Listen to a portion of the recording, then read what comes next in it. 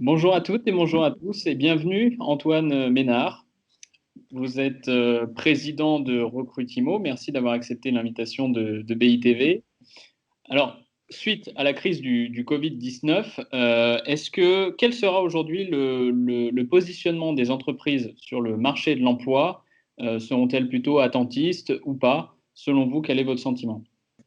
Alors, le sentiment qu'on a déjà, c'est que pendant cette période de confinement, on a constaté déjà des comportements d'entreprise qui ont évolué de manière très opposée. C'est-à-dire, d'une part, on a des entreprises qui, effectivement, immédiatement se sont refermées sur elles-mêmes, ont bloqué tous les recrutements, voire pour certaines ont licencié, mais là, on n'est pas rentré dans le détail, évidemment, de chaque activité.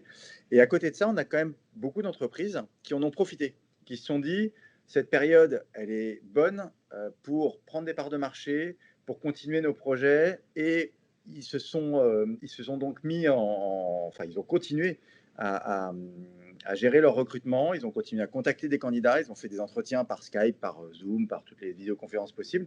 Et en fait, ils ont pris de l'avance par rapport à d'autres sociétés. Donc ça, c'était pendant le confinement.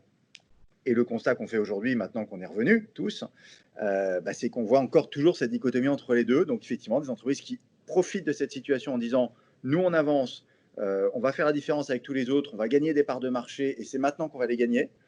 Et puis un certain nombre d'entreprises qui ne pas négligeables malheureusement, qui se referment petit à petit sur elles-mêmes pour des raisons évidemment financières et qui mettent leurs projets de côté, arrêtent leur recrutement, voire licencient.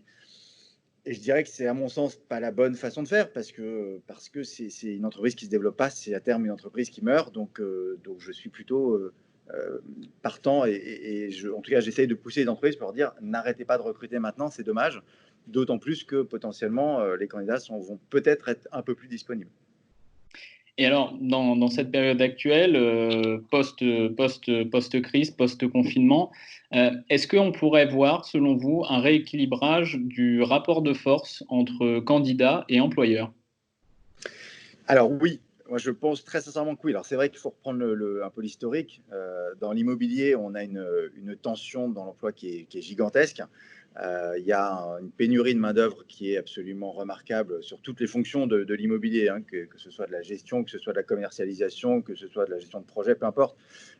Il y a une vraie pénurie de talents. Et le constat, enfin la conséquence qu'on a vue jusqu'au confinement en tout cas, c'est que les candidats étaient compliqués à joindre, difficiles à attirer, et il y avait aussi un turnover qui était particulièrement important. Évidemment, la période de confinement a généré on va dire une réduction de la tension parce que les entreprises, on l'a dit juste avant, contactaient moins les candidats, en tout cas mettaient pour certaines en tout cas en suspens leur process de recrutement. Et on s'est rendu compte que pendant cette période, les candidats étaient très disponibles. Ils étaient très disponibles parce que ils étaient moins contactés, parce qu'ils n'étaient pas au boulot. Donc ça aussi, ça a généré un peu plus d'attention. Et donc toutes ces entreprises dont je parlais lors de votre première question en ont profité et on dit tiens, c'est des moments privilégiés, les gens sont moins sous tension, enfin les candidats sont moins appelés, moins contactés, donc on passe plus de temps avec eux.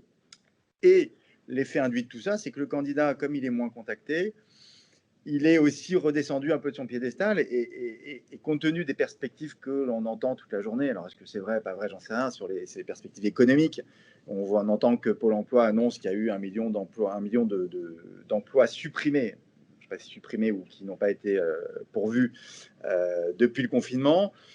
Effectivement, il y a une tension sur l'emploi qui va peut-être s'inverser. On peut estimer qu'il y aura un rééquilibrage entre l'offre et la demande et que les candidats étant moins sollicités, vont être un peu plus à l'écoute des employeurs et un peu plus attentifs à leurs demandes.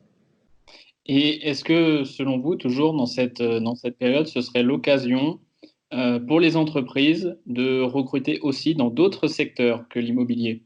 Oui, alors sur ce sujet-là, alors les entreprises de l'immobilier ont toujours embauché en dehors de l'immobilier. Ça, c'est pas nouveau. On sait qu'on a 30% de candidats qui sont pas issus du secteur de l'immobilier et qui trouvent preneur. Donc ça, les entreprises on les a jamais dû les pousser trop pour aller chercher des ressources en externe. Mais ce qu'on se dit aujourd'hui, c'est que même si, je vous l'ai dit, 30% des candidats sont issus d'un autre secteur que l'immobilier, on pense aujourd'hui qu'on va en avoir encore plus. Pourquoi? Parce que l'immobilier a toujours généré des vocations. Ça a toujours suscité un intérêt particulier. Mais passer le cap, c'est de se dire, je suis dans un secteur X et je vais changer complètement de secteur pour aller dans l'immobilier, c'est quand même une vraie étape, c'est une vraie démarche. Et on se rend compte que pendant ce confinement-là, il y a eu beaucoup de remises en question. Les gens se sont posés des questions, on se dit bah, finalement, est-ce que je ne changerais pas de métier? Est-ce que je ferais pas quelque chose qui me stimule un peu plus? Et donc, ce qu'on attend, nous, en tout cas, et ce qu'on commence à voir dans les candidats qui rentrent sur Recrutimo depuis le confinement, c'est qu'il y a une vraie envie de reconversion professionnelle sur des métiers de l'immobilier. Et donc, on espère que ça aussi, ça va venir permettre de compenser la pénurie de talents qu'on constatait auparavant. Eh bien, merci Antoine Ménard. C'est vrai que le sujet de l'emploi dans l'immobilier est très vaste. On aurait pu parler de parité homme-femme, de transformation digitale. On pourra peut-être le faire dans Avec d'autres plaisir. d'autres occasions. Merci d'avoir accepté l'invitation de Je vous BITV en prie, Alexandre. et à très bientôt pour de nouvelles interviews.